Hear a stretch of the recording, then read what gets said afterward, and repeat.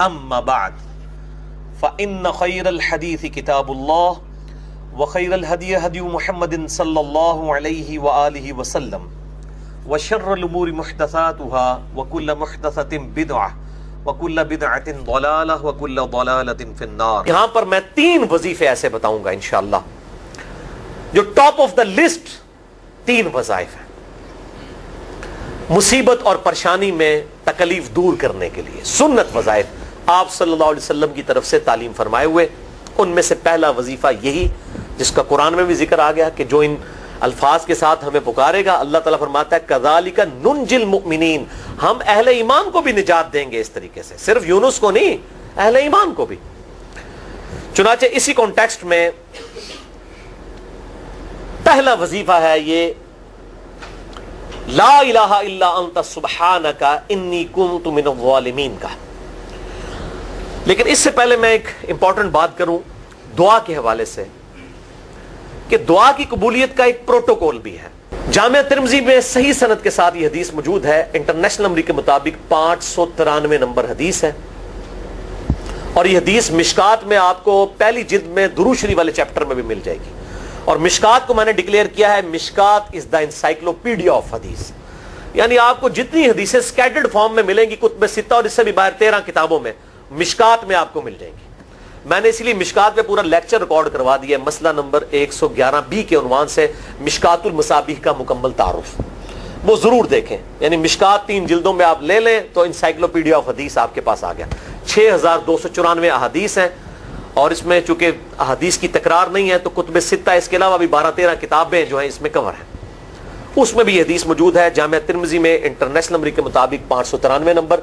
سیدنا عبداللہ ابن مسعود رضی اللہ تعالیٰ عنہ کہتے ہیں کہ ایک دفعہ میں آپ صلی اللہ علیہ وسلم کی موجودگی میں نماز پڑھ رہا تھا، اور سیدنا ابو بکر اور عمر رضی اللہ تعالی عنہما وعلیہم السلام وہ بھی وہاں پہ موجود تھے. میں نماز کے جب یعنی کہ تشہد میں بیٹھا، میں نے اللہ کی حمد کی، التحیات للہ والصلوات والطیبات، اس کے بعد درود پڑھا، اور اس کے بعد میں نے دعا مانگنا شروع کی تو آپ صلی اللہ علیہ وسلم نے ارشاد فرمایا سل تعطا سل تعطا، مانگ تجھے دیا جائے گا، مانگ تجھے دیا جائے گا. یعنی جو درود شریف اور ذکر کے ذریعے متوجہ ہوتا ہے اللہ تعالیٰ اس کی دعا قبول کرتا ہے. اور پھر ابن مسعود ادھر ہی روایت کرتے ہیں، ساتھ ہی جامعہ ترمذی میں دوسری حدیث ہے صحیح سند کے ساتھ کہ ایک شخص آیا، اس نے جو ہے وہ نماز کے دوران حمد و درود کے بغیر ڈائریکٹ اللہ سے مانگنا شروع کر دیا. تو جب وہ فارغ ہوا آپ صلی اللہ علیہ وسلم نے اسے بلا کر کہا کہ سائل تو نے مانگنے میں جلدی کی، تجھے چاہیے کہ جب دعا مانگنے لگے پہلے اللہ کی حمد بیان کر، پھر مجھ پر درود پڑھ، اور پھر اللہ کی طرف متوجہ ہو. اور اس حدیث میں آتا ہے کہ ایک اور شخص آیا، یعنی ابن مسعود وہ خود تھے، اور اس نے اللہ کی حمد اور درود کے ذریعے دعا مانگی تو آپ صلی اللہ علیہ وسلم فرمایا سل تعطا سل تعطا، مانگ تجھے دیا جائے گا، مانگ تجھے دیا جائے گا. درود شریف پہ میں الگ سے بھی لیکچر دے چکا ہوں، مسئلہ نمبر 56 کے عنوان سے 2 گھنٹے کی گفتگو ہے. درود شریف کے صحیح فضائل اور صحیح احکام و مسائل بڑی ڈیٹیل کے ساتھ ہر اینگل سے درود شریف کے حوالے سے آپ کو وہ سمجھ لیں کہ انسائکلوپیڈیا ہے وہ لیکچر، مسئلہ نمبر 56 اہل سنت پاک .com پہ. تو دعا کے لیے حمد اور درود شریف ضروری. اس لیے دیکھیں نماز کی انٹلیکچوئل ترتیب ہے، آپ پہلے دعا کرتے ہیں التحیات للہ والصلوات والطیبات، اللہ کی حمد کرتے ہیں، پھر نبی صلی اللہ علیہ وسلم پر سلام عرض کرتے ہیں السلام علیکہ ایھا النبی، اس کے بعد آپ درود پڑھتے ہیں، اور اینڈ پہ آپ دعا مانگتے ہیں اللہم انی اعوذ بک من عذاب جہنم ومن عذاب القبر ومن فتنة المحیا والممات ومن شر فتنة المسیح الدجال. یا اللہم ربنا آتنا فی الدنیا حسنة وفی الآخرة حسنة وقنا عذاب النار. یا رب اجعلنی مقیم الصلاة ومن ذریتی ربنا وتقبل دعائی ربنا اغفر لی ولوالدی وللمؤمنین یوم یقوم الحساب. کوئی بھی دعائیں مانگیں، یہ بھی مانگیں جو میں وظائف بتا رہا ہوں، کیونکہ بخاری اور مسلم کی متفق علیہ حدیث ہے. مشکات میں آپ کو تشہد والے چیپٹر میں حدیث مل جائے گی کہ نماز میں تشہد میں درود کے بعد جو چاہو اپنے رب سے مانگو، یعنی عربی میں مانگنا ہوگا، دعائیں مانگیں، دعائیں معصورہ کتاب و سنت میں جتنی ہیں وہ مانگیں. اس کے علاوہ بھی مانگ سکتے ہیں اگر الفاظ درست ہوں لیکن عربی زبان میں. تو یہ پہلا وظیفہ جامعہ ترمذی میں انٹرنیشنل نمبر کے مطابق 3505، مشکات میں 2292 نمبر یہ حدیث ہے.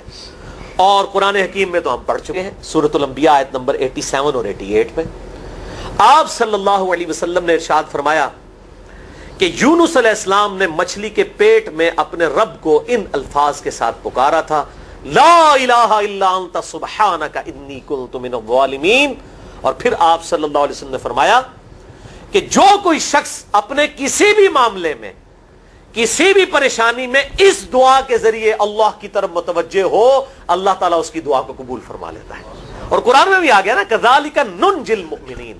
اور کتنا بڑا فتویٰ آیا میرے بھائیوں، سورہ الصافات 143 144. فلولا انہ کان من المسبحین، اگر یونس ہمیں ان الفاظ میں ہماری تسبیح نہ کرتا، للبث فی بطنہ الی یوم یبعثون، تو مچھلی کے پیٹ میں قیامت تک مچھلی کے پیٹ میں رہتا اگر اس طرح نہ ہمیں پکارتا. اس کی قبر مچھلی کا پیٹ بن جاتی. یعنی یہ اتنا عطاب، اور وہ دور ہو گیا اس دعا سے. بہت بڑے اسماء اعظم میں سے ہے.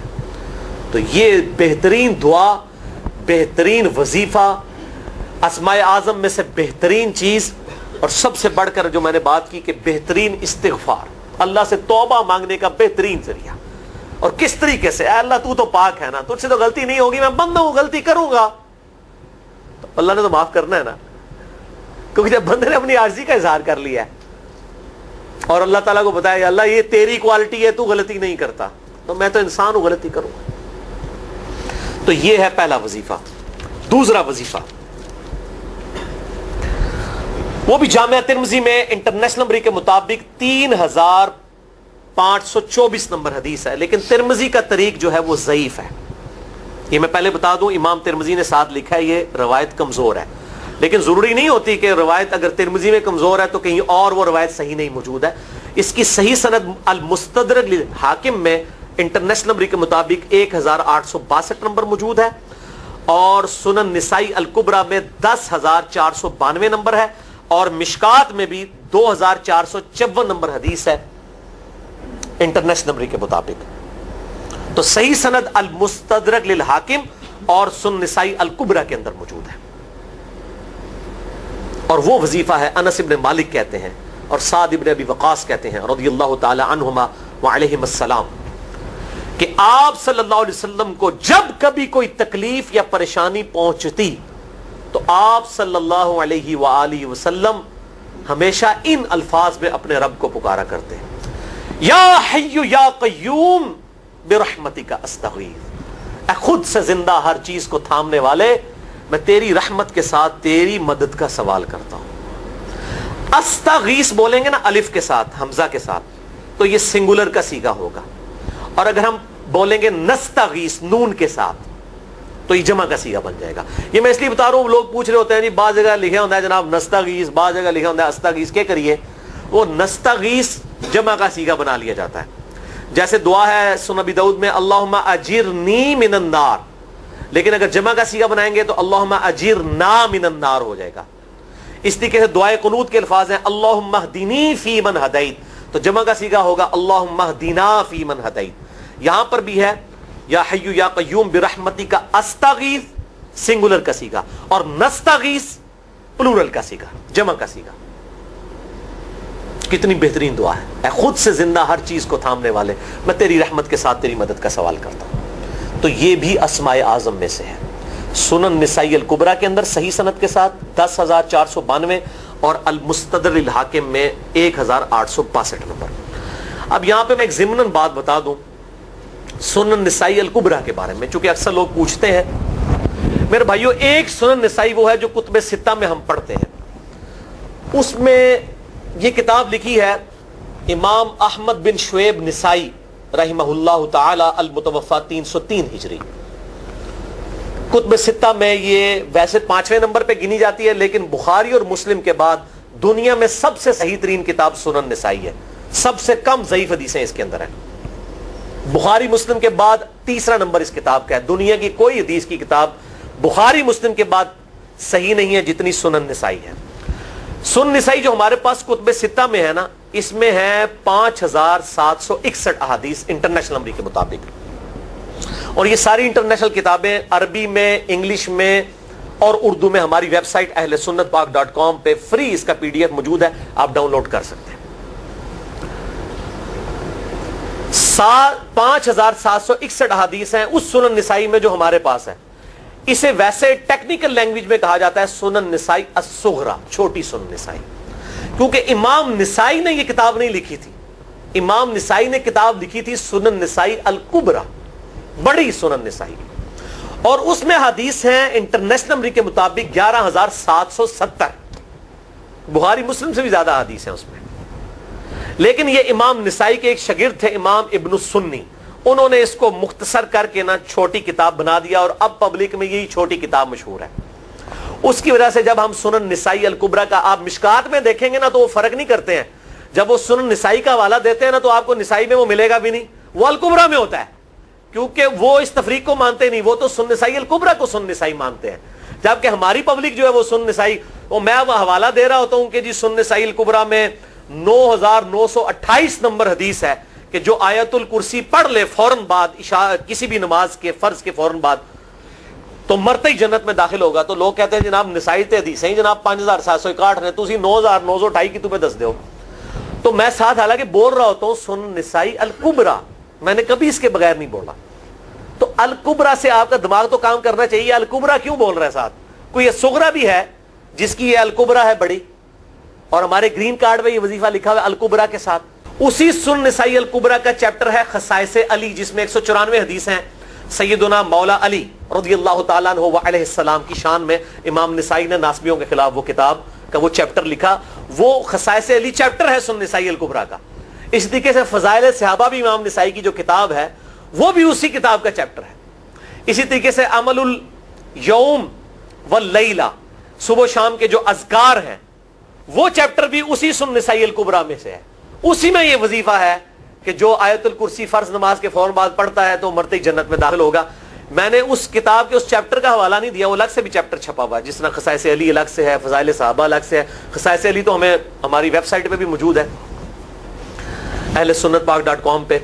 فضائل صحابہ بھی اردو ترجمے اور تحکیم کے ساتھ چھپ چکی ہے. اور یہ عمل الیوم واللیلہ، دن رات کے جو اذکار ہیں، یہ بھی الگ سے عربی میں چھپی ہوئی ہے. تو میں اس کا حوالہ نہیں دیتا، میں سنن نسائی الکبرى کا کہتا ہوں 9,928 آیت الکرسی کا وظیفہ.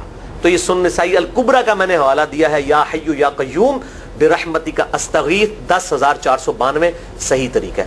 بعض اوقات کسی ایک کتاب میں ضعیف، ترمذی کا اس کا طریق جو ہے وہ ضعیف ہے، سنن نسائی الکبرى اور المستدرک للحاکم کا طریق جو ہے وہ بالکل صحیح ہے. جس طریقے سے سنن ابی داؤد اور سنن ابن ماجہ میں کتاب النکاح چیپٹر میں حدیث ہے، اگر میں سجدہ جائز سمجھتا تو بیویوں کو کہتا کہ اپنے خامدوں کو سجدہ کریں اس حق کے سبب جو اللہ نے ان کو دیا ہے. تو ابو داؤد اور ابن ماجہ کی روایت ضعیف ہے، اس میں شریک القاضی مدلس ہیں اور ان سے روایت کر رہے ہیں، اور مدلس کی ان والی روایت سما کی تصریح کے بغیر ضعیف ہوتی ہے. لیکن ہم اس حدیث کو صحیح کہتے ہیں کیونکہ اس سما کی تصریح سنن البہیقی کے اندر موجود ہے الکبرى میں، لہذا اس کو ہم کہتے ہیں شواہد کی بنیاد پہ صحیح. یہ میں آپ کو ٹیکنیکل چیزیں بتا رہا ہوں، یہ وہ چیزیں جو آپ کے کئی وہ جو بڑے بڑے علماء پڑھ کے فارغ ہوتے ہیں ان کو بھی یہ باتیں نہیں پتہ ہوتی ہیں. وہ کہتے ہیں جناب آپ کتوں پڑھے ہو، اور میں کہنا پائی میرے آئنسٹائن تے نیوٹن کو کسی مدرسے تو پڑھنے کی ضرورت نہیں ہوتی. نیوٹن 8ویں کلاس ہی نسیا ہوا ہے، آج نیوٹن ہوتے PhD ہوتی فزکس تھی. مجھے غامدی صاحب کا جملہ یاد آیا، ان سے کسی نے پوچھا کہ یہ جو روایتی علماء ہیں اور مولانا مودودی آپ ان کو کیسے دیکھتے ہیں؟ ان کا روایتی علماء جو ہیں یہ تو مدرسوں کے اسٹوڈنٹس اور فاروق تحصیل ڈگری ہولڈر ہیں، اور مودودی صاحب جو ہیں ان کی مثال تو آئنسٹائن اور نیوٹن والی ہے، ان کے اوپر PhDs ہوتی ہیں. یہ گاڈ گفٹڈ صلاحیتیں ہوتی ہیں. ان مدرسوں کی آؤٹ پٹ مودودی صاحب اور ڈاکٹر اسرار، ڈاکٹر ذاکر نائک اور احمد دیدار صاحب تو نہیں ہو سکتے. یہ گاڈ گفٹڈ صلاحیتیں ہوتی ہیں. تو میں اس لیے ساتھ ساتھ کلیئر کر رہا ہوں تاکہ یہ جو ایمبیگوٹیز آتی ہیں اس حوالے سے وہ کلیئر ہو جائیں. بہرحال یہ دوسرا وظیفہ ہو گیا. اب تیسرا وظیفہ جو ہے کمال وظیفہ، صحیح بخاری میں موجود ہے، انٹرنیشنل نمبر کے مطابق 4,563 نمبر. ابن عباس رضی اللہ تعالی عنہما کہتے ہیں وعلیہم السلام، وہ کہتے ہیں کہ سیدنا ابراہیم علیہ السلام کو جب آگ میں پھینک رہے تھے نا تو ابراہیم علیہ السلام نے اس وقت کہا تھا حسبنا اللہ ونعم الوکیل، ہم نے اللہ ہی پر بھروسہ کیا اور وہی بہتر کارساز ہے. اور تمہارے نبی صلی اللہ علیہ وسلم کو بھی جب مصیبت اور پریشانی آتی تھی وہ بھی پڑھا کرتے تھے حسبنا اللہ ونعم الوکیل، ہم نے اللہ ہی پر بھروسہ کیا اور وہی بہتر کارساز ہے. اس کے اندر وہ شعر جو بنا دیا نا نعم المولا و نعم النصیر، ویسے الگ سے آیت ہے الگ سے آیت ہے, لیکن یہ شعر نہیں بنانا, بس اتنا ہی وظیفہ ہے, حسبنا اللہ و نعم الوکیل. اور یہ جو انہوں نے کہا کہ نبی صلی اللہ علیہ وسلم بھی یہ کہتے تھے, اس کا ذکر الحمدللہ قرآن میں بھی موجود ہے, اس سے بھی بڑھ کر سورہ آل عمران کی 173 نمبر آیت میں ہے کہ جب نبی صلی اللہ علیہ وسلم اور اہل ایمان کو یہ خبر پہنچی کہ کافر ان کے خلاف سازشیں کر رہے ہیں, تو نبی اور اہل ایمان نے پکارا حسبنا اللہ و نعم الوکیل. تو حسبنا اللہ و نعم الوکیل قرآن کی آیت بھی ہے, اور یہ ہے وہ آیت, وظیفہ قرآن میں آیا ہوا ہے. یہ آل عمران 173 اور صحیح بخاری 4563. اور مجھے بڑا وجد آیا کہ ابراہیم علیہ السلام کو جب آگ میں پھینکنے لگے تھے, انہوں نے اس وقت اللہ کو ان الفاظ کے ساتھ پکارا, حسبنا اللہ و نعم الوکیل. اچھا, یہ جتنے بھی وظیفے ہیں نا میرے بھائیوں, ان کا فائدہ اسی وقت ہے جب آپ کو ترجمہ بھی ان کا آتا ہوگا, ورنہ آپ روزانہ جتنی مرضی تسبیح کھینچتے رہے کوئی فرق نہیں پڑے گا. اس لیے میرا ایک پرسنل مشورہ ہے کہ جب بھی یہ وظیفے پڑھے نا آپ, اردو ترجمہ بے شک آتا بھی ہو رہا ہے, ایک دفعہ اپنی زبان میں اس کو ریپیٹ کریں. یعنی آپ پڑھیں حسبنا اللہ و نعم الوکیل, میں نے اللہ ہی پر بھروسہ کیا اور وہی بہتر کارساز ہے. آپ دیکھیں یہ صوت القرآن چینل میں جب وہ عربی چل رہی ہوتی ہے, جیسے ہی وہ مراج الدین خان کا ترجمہ شروع ہوتا ہے نا, کیسے کب کبھی تاری ہو جاتی ہے, کیونکہ ہماری زبان میں بات ہو رہی ہوتی ہے نا. ابھی تو نہیں قیام اللیل میں رو رہے ہوتے, ان کی زبان میں بات ہو رہی ہوتی ہے, اپنی زبان کا اثر ہوتا ہے. اسی طریقے سے آپ لا الہ الا انت سبحانک انی کنت من الظالمین, یا حسبنا اللہ و نعم الوکیل, یا حی یا قیوم برحمتک استغیث, جو بھی وظیفے پڑھیں نا, ایک دفعہ ان وظیفوں کو جب آپ الگ سے دعا مانگ رہے ہوں, اس وقت اس کو آپ اپنی زبان میں بھی دہرائیں. اور اس کے لیے کوئی تسبیح نہیں کھینچنے کی ضرورت کہ آپ نے اتنے 100 دفعہ پڑھنا ہے. تسبیح تو ویسے ٹھیک ہے, وہ آپ استعمال کر سکتے ہیں, لیکن آپ چلتے پھرتے اٹھتے بیٹھتے ہر وقت جس حالت میں بھی, اور صحیح مسلم میں حدیث ہے کہ یہ جو وظائف ہیں ان کے لیے تو کوئی وضو بھی کیا, غسل بھی پروٹوکول نہیں ہے. ہم عائشہ کہتی ہیں نبی صلی اللہ علیہ وسلم حالت جنابت میں بھی اللہ کو یاد کر لیا کرتے تھے. صحیح مسلم میں حدیث موجود ہے, جنابت والے چیپٹر میں, ہر حال میں اللہ کو یاد کرتے تھے. اور جو قرآن میں بھی دعائیں یا اذکار آئی ہیں نا, جب آپ حالت جنابت میں بھی اس کو کریں گے نا, تو اس پہ قرآن کا حکم نہیں لگے گا. تو جامعہ ترمذی اور ابو داؤد میں جو حدیث ہے کہ حضرت علی کہتے ہیں نبی صلی اللہ علیہ وسلم کو حالت جنابت کے علاوہ کوئی اور حالت قرآن پڑھنے سے مانے نہیں ہوتی تھی, تو اس سے مراد قرآن کی تلاوت ہے. اگر قرآن کی دعائیں جیسے ہیں بسم اللہ الرحمن الرحیم, یہ بھی تو قرآن ہے, سبحان اللہ بھی تو قرآن ہے, الحمدللہ بھی تو, یہ اذکار جو ہے نا, جب آپ اذکار کی نیت سے پڑھ رہے ہوں گے پھر یہ قرآن نہیں شمار ہوں گے, ذکر شمار ہوں گے. اور اس کے لیے نہ وضو پروٹوکول ہے اور نہ غسل کا ہونا ضروری ہے, ہر حال میں اللہ کو یاد کریں. یونس علیہ السلام نے کتنے یاد کیتا ہے, پھر الظلمات, مچھلی کے پیٹ میں, جہاں نہ کوئی اگربتی تھی اور تعفن پھیلا ہوا تھا اور اندھیرا ہی اندھیرا تھا, یہاں پہ وہ جناب کس طرح وہ روشن کرتے ہیں, پھر 1.25 دفعہ پڑھواتے ہیں. یعنی میں بتا رہا ہوں آدھا سچ بڑا خطرناک ہوتا ہے. یعنی آیت کریمہ کی اصلیت تو موجود ہے کتاب و سنت میں, لیکن آدھا جو سچ جھوٹ ساتھ ملا لیا نا, اس کی وجہ سے سارا بیڑا غرق کر دیا ہوا. اور بجائے یہ کہ لوگوں کو یہ وظیفہ بتایا جائے کہ اٹھتے بیٹھتے چلتے پھرتے اللہ کو ان الفاظ میں یاد کریں, اس کو انہوں نے کوئی اور ہی رنگ دے دیا ہوا ہے, اور اس کو 1.25 دفعہ ختم اور پتہ نہیں کیا کچھ بنا دیا ہوا ہے. تو یہ 3 وظائف تھے بڑے اہم اس حوالے سے, اور میں نے اس کو ضروری سمجھا کہ میں یہ ضرور بتا دوں تاکہ لوگ اس پہ ایجوکیٹ ہوں, ان وظائف کو کریں. اور مسئلہ نمبر 82 میرا الگ سے میرے بھائیوں ریکارڈ ہے. مسئلہ نمبر 82 اسماء اعظم اور دعا کی قبولیت سے متعلق جتنی بھی چیزیں ہیں, میں نے اس میں بڑی ڈیٹیل کے ساتھ الحمدللہ کئی اور وظائف بھی بتائے ہیں. لیکن اب وہ اتنے وظائف کوئی جمع کرنے کی ضرورت نہیں ہے, موٹے موٹے 3 وظیفے جو بتا دیے, انہی کو اگر کوئی لے لے اپنی دعاؤں میں, انہی وظائف کو کرے, تو اللہ تبارک و تعالی ہر معاملے میں جو ہے وہ انشاءاللہ تعالی کفایت فرمانے والا ہے.